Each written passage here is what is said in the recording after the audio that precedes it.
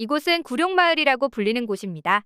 서울에서 고소득자가 많이 거주하는 강남구 일각에 위치해 있지만 보시다시피 판자집들이 곳곳에 늘어서 있고 청결함과는 거리가 멉니다. 이곳에는 약 1200세대의 실업자와 빈곤층이 살고 있습니다. 이곳은 폐허가 아닙니다. 사람이 거주하는 주택가입니다. 여기서는 여당이든 야당이든 선거에는 관심이 없습니다. 어차피 나라로부터 버려진 곳이니까요. 이것이 한국의 실체입니다. 강자는 더 강하게, 약자는 늘 약한 채로 지금껏 그래왔고 앞으로도 그럴 겁니다. 일본의 한 방송국에서 한국의 빈민촌 실체라며 취재한 영상입니다.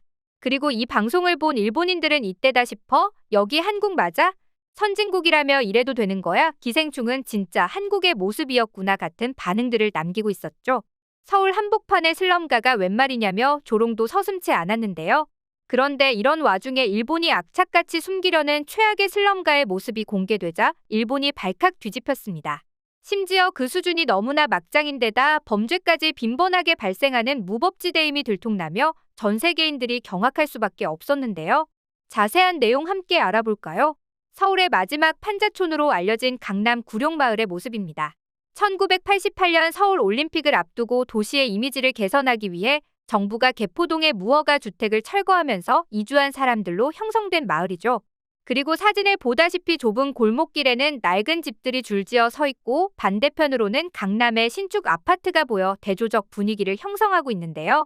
그리고 마침 이 모습이 외국 유튜버들의 눈엔 한국의 빈부격차를 보여주는 구도를 뽑기에 최적의 장소로 여겨졌던 것 같습니다. 해외 유튜버들은 하나둘씩 한국의 빈민촌 현실이라는 주제로 이곳을 소개하는 영상을 올리기 시작했는데요. 제목을 보다시피 서울 최악의 슬럼가, 한국 최대의 슬럼가 내부 등의 자극적인 타이틀을 건 영상들 뿐이죠. 그리고 이런 유튜버들 중에는 일본인들도 적지 않은데요. 실제로 일본어로 해당 키워드를 검색하면 서울의 구룡마을을 찾은 일본 유튜버들의 영상이 수두룩합니다. 아무리 스크롤을 내려도 끝이 없을 정도죠. 특히나 오징어 게임과 기생충이 글로벌 데이트를 기록하며 이때를 기점으로 유사한 주제의 영상이 쏟아지기 시작했는데요. 실제로 구독자 68만 명의 일본의 인기 유튜버가 올린 구룡마을 영상은 조회수 169만을 기록할 정도로 폭발적인 반응을 모았습니다. 영상은 어김없이 구룡마을을 한 바퀴 돌아보면서 마을 너머 보이는 타워팰리스를 대비시키는 구도를 취하고 있죠. 그 목적은 너무 뻔해서 실소가 나올 정도입니다. 한국은 사실 이렇게 빈부격차가 크고 낙후하다는 이미지를 보여주기 위함이죠. 댓글 반응도 거의 다 비슷비슷합니다. 대체로 K-팝 이면에 가려진 한국의 실체라거나 한국 정부가 감추려는 모습을 알려주는 참 언론인이라는 칭찬 댓글이 자자하죠. 그런데 알다시피 아무리 한국의 빈부격차가 존재한다 해도 저 정도까지 심한 모습은 구룡마을이 유일합니다. 그래서 정작 한국인들은 이런 영상을 보면 고개가 갸웃거려질 수밖에 없죠. 그리고 일반적으로 슬럼가 하면 보통 각종 범죄가 비일비재하게 일어나는 위험한 지역을 떠올리는데 이곳은 치안이 안 좋다거나 하는 지역이 전혀 아닌데요.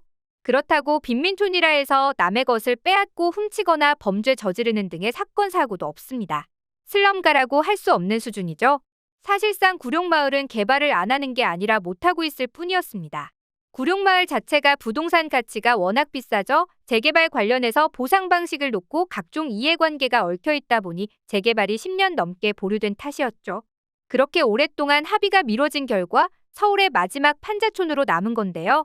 실상을 아는 한국인들은 이런 외국인들의 영상에 저기 댓글 단 외국인들보다 구룡마을 노인들이 더 부자일지도 재개발 기다리는 중임, 재개발이 가능한데 못하는 거랑 재개발할 여력도 없는 거랑은 다른 듯 등의 반응을 보였습니다. 컨텐츠라는 명목하에 제대로 된 자료조사를 진행하지도 않고 연출하고 싶은 극소수의 면만을 강조한 영상이었죠. 하지만 일본은 전혀 아랑곳하지 않았습니다. 특히 최근 들어 일본 경제가 바닥을 치면서 일본인들은 악착같이 한국은 빈부격차가 일본보다 심각하다는 프레임을 만들고 있었는데요. 일례로 영화 기생충이 흥행했을 때 일본 방송사들이 하나같이 한국의 반지하를 취재하러 왔었는데 이것도 일본 젊은 층의 박탈감을 잠재우기 위함이었죠. 실상은 일본의 빈부격차가 더 심하면 심했지 결코 낫지 않습니다. 게다가 굳이 비교를 하자면 국가행정력이 닿고 치안이 유지되는 구룡마을에 비해 일본 빈민촌은 막장 그 자체라는데요. 일본이 숨기려는 최악의 슬럼가 아이린 지구도 그중 하나입니다. 그동안 일본은 대외적으로 깨끗하고 안전하며 여행하기 좋은 나라라며 이미지 메이킹을 열심히 해왔죠. 중산층의 나라라는 이미지를 지키기 위해 자국의 빈민초는 절대로 뉴스에도 내보내지 않았습니다. 하지만 아이린 지구는 일본 전체에서도 무법지대라고 소문날 정도로 거대한 슬럼 지역인데요. 해당 지역이 생겨난 배경은 다음과 같습니다. 일본은 1960년대, 1970년대 고도 경제성장기를 틈타 건설업을 중심으로 하는 일용직 인력 시장이 대거 늘어났죠.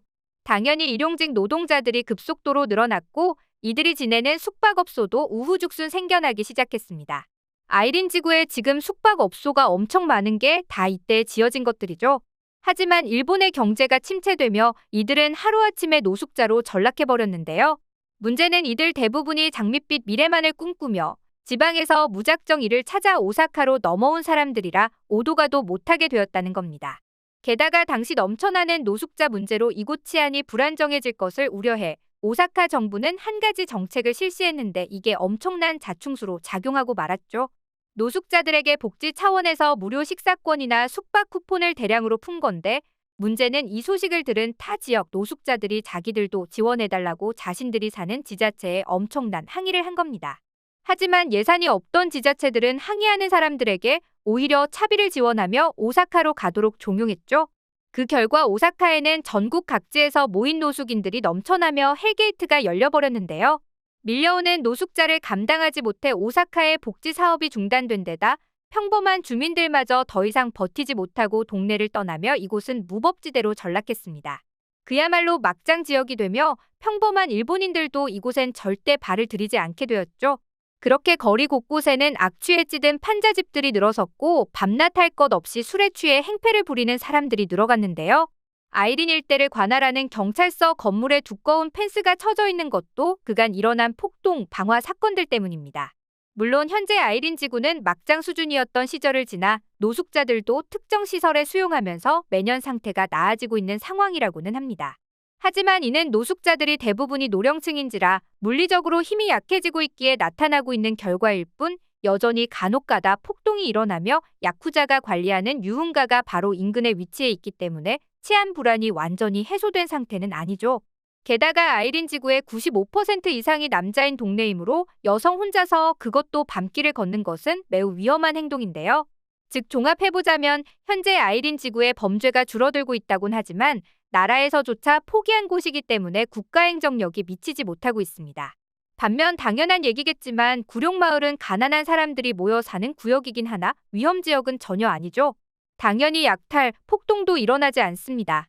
그리고 조만간 구룡마을은 역사 속으로 사라질 전망이죠. 오래전부터 재개발이 대두됐는데 접점을 찾지 못하다가 드디어 작년부터 재개발이 본격적으로 논의되기 시작했기 때문입니다. 서울시는 3,600가구 넘는 대단지를 이곳에 공급하는 방안을 토대로 내년도 착공을 목표로 보상 절차를 진행 중이라고 하는데요. 부디 원만한 협의 보상이 이루어져 모두가 만족할 수 있는 방향으로 재개발이 이루어지길 바라며 오늘 영상 마치겠습니다.